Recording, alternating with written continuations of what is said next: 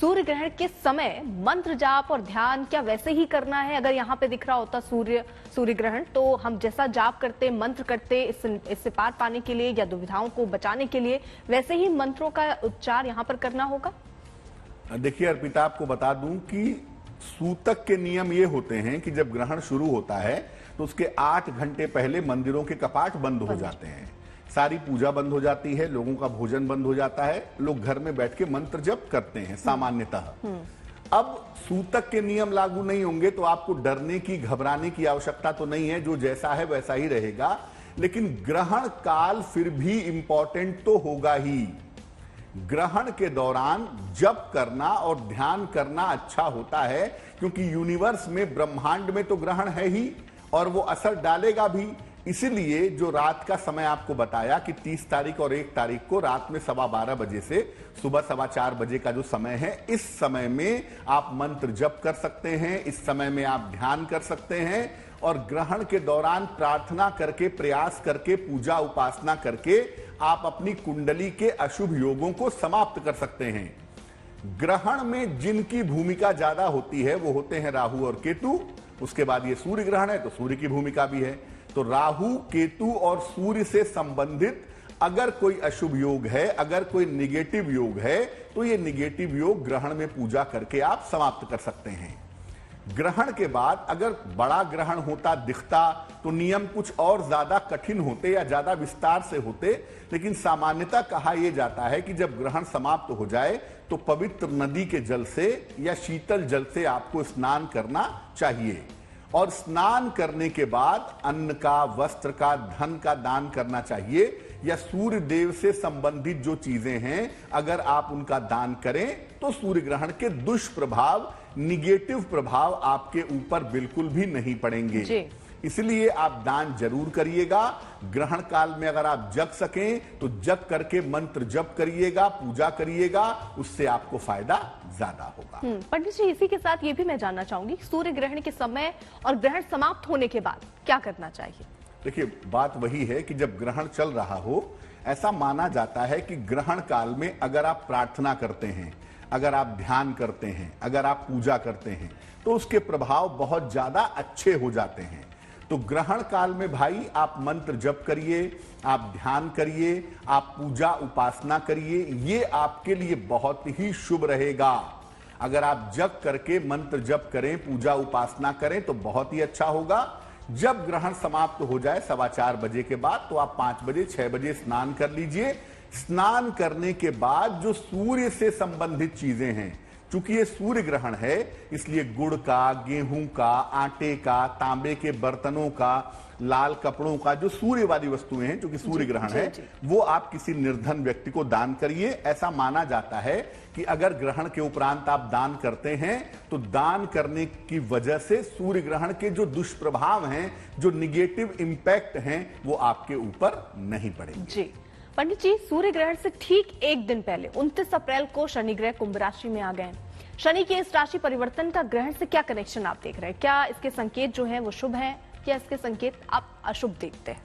जैसा कि आपको शुरू में ही बताया अर्पिता कि जो ग्रहण है उसमें सूर्य राहु के साथ शनि का संबंध बन जाएगा। वो बनेगा ही इस वजह से क्योंकि शनिदेव 29 तारीख को राशि बदल लेंगे। अब शनि की राशि बदलने की वजह से क्या होगा कि शनि की दृष्टि पड़ जाएगी सूर्य, राहु और चंद्र के ऊपर, और शनि की दृष्टि, शनि का प्रभाव जब बढ़ेगा तो स्वाभाविक बात है कि दुर्घटनाओं की संभावना बनेगी, क्योंकि सूर्य अग्नि तत्व के स्वामी हैं, शनि वायु तत्व के स्वामी हैं, इनका संबंध आग को भड़काता है। शनि लोकतंत्र के मालिक भी हैं, इसलिए राजनीतिक रूप से अस्थिरता बढ़ेगी।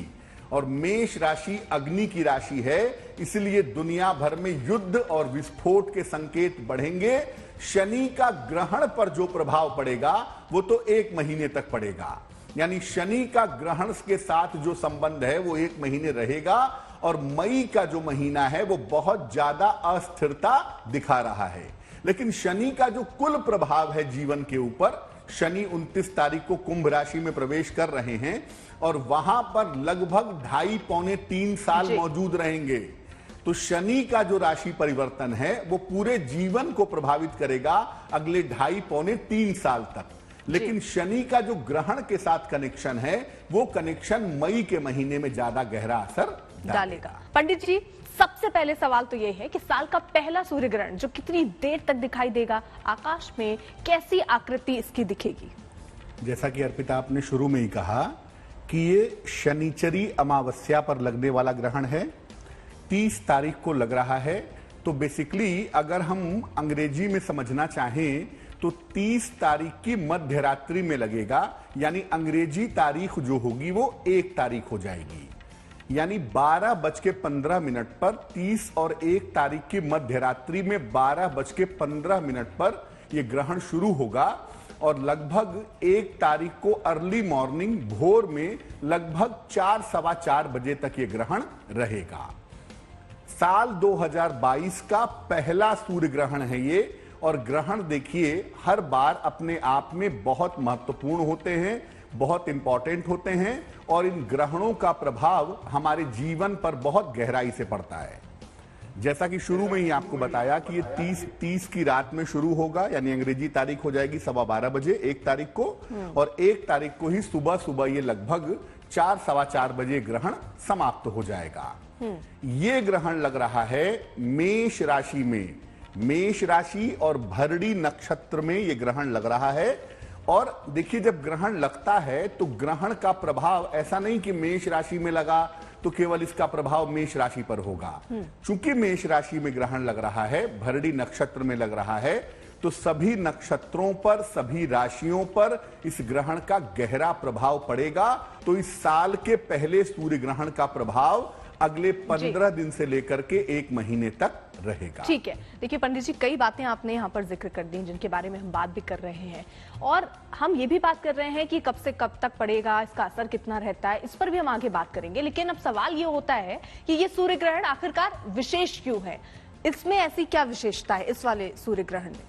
अर्पिता, हर सूर्य ग्रहण या हर चंद्र ग्रहण विशेष होता है, और आप समझिए कि ज्योतिष में ग्रहण के साथ हमेशा भूकंप को, आपदाओं को, परिवर्तन को जोड़ करके देखा जाता है। अगर हम इस सूर्य ग्रहण की बात करें तो जैसा आपको पहले भी बताया कि मेष राशि और भरणी नक्षत्र में यह सूर्य ग्रहण लग रहा है। इस ग्रहण में सूर्य, चंद्रमा और राहु का संयोग बनेगा। सूर्य, चंद्रमा और राहु मेष राशि में, केतु तुला राशि में, और सूर्य, चंद्रमा, राहु के ऊपर शनि की दृष्टि होगी। ये जो शनि की दृष्टि है ये थोड़ी नकारात्मक है, ये थोड़ी निगेटिव है, क्योंकि सूर्य, राहु और शनि का प्रभाव होने से दुर्घटनाओं की संभावना बन जाएगी, दुर्घटनाओं की संभावना बढ़ेगी। सूर्य राजनीति का स्वामी है और सूर्य ग्रहण की बात है, इसलिए राजनीति के क्षेत्र में बड़ी उथल पुथल हो सकती है पूरी दुनिया में। और ये ग्रहण लग रहा है मेष राशि में, उसमें भी सूर्य के ऊपर शनि की दृष्टि होगी, तो आप देखेंगे दुनिया भर में युद्ध और विस्फोट के संकेत दे रहा है। दुनिया भर में जो इस समय अशांति फैली हुई है, ये अशांति मई के महीने में बहुत ज्यादा बढ़ सकती है। भारत के जो पूर्वी हिस्से हैं, चीन है, जापान है, बांग्लादेश है, या नॉर्थ ईस्ट का जो इलाका है भारत का, वहां पर समस्याएं थोड़ी सी ज्यादा बढ़ सकती हैं। पूर्व के इलाकों में दिक्कत हो सकती है। भूकंप और प्राकृतिक आपदा जैसी स्थितियां भी बन रही हैं। पहले ही आपको बताया कि जो सूर्य ग्रहण है इसका प्रभाव लगभग 15 दिन से 1 महीने रहेगा, यानी पूरे मई भर इसका प्रभाव रहेगा। और सूर्य शनि का जो संबंध बन गया, शनि मंगल के साथ बैठकर जो संबंध बना रहा है, वो मई के महीने में बहुत ज्यादा उपद्रव, बहुत ज्यादा गड़बड़ स्थितियां दिखा रहा है।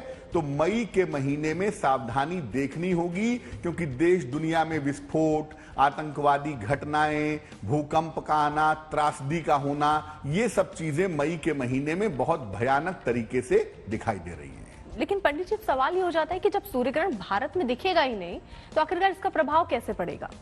ये सवाल आपका बहुत सही है कि भाई सूर्य ग्रहण भारत में तो दिखेगा नहीं, तो जब दिखेगा नहीं तो असर क्यों डालेगा? उसका कारण ये है कि देखिए सूर्य जो है वो पूरी दुनिया में एक ही है, चाहे वो अमेरिका का सूर्य हो, चाहे वो भारत का सूर्य हो। आप ये नहीं कह सकते कि अमेरिका में ग्रहण दिख रहा है तो अमेरिका का सूर्य प्रभावित होगा, भारत का सूर्य प्रभावित नहीं होगा। तो ये जो सूर्य ग्रहण है ये पूरी दुनिया में हर चीज को प्रभावित करेगा, क्योंकि इस ग्रहण से सूर्य प्रभावित हो रहे हैं और सूर्य पूरी दुनिया में एक हैं, इसलिए सबके ऊपर इस ग्रहण का प्रभाव जरूर पड़ेगा। सूर्य कहीं भी प्रभावित हो आपके ऊपर असर डालेगा। लेकिन जैसा अर्पिता आपने कहा कि यह ग्रहण भारत में नहीं दिख रहा है, इसका जो गहरे असर है वो ये है कि चूंकि ग्रहण भारत में नहीं दिखेगा, इसलिए सूतक के जो नियम हैं कि भाई खाना नहीं खाना है, मंदिरों के पट बंद हो जाएंगे, आपको सोना नहीं है, ये जो सूतक के नियम होंगे वो भारत में लागू नहीं होंगे। क्योंकि उसके बारे में ये बहुत साफ कहा जाता है कि जहां पर ग्रहण दिखाई नहीं देता है वहां पर सूतक के नियम लागू नहीं होते हैं। लेकिन सूर्य पूरी दुनिया में एक है, सूर्य प्रभावित होगा। अब चूंकि सूर्य प्रभावित होगा इसलिए सूर्य ग्रहण का असर पूरी दुनिया पर, व्यक्तियों पर, राशियों पर जरूर पड़ेगा।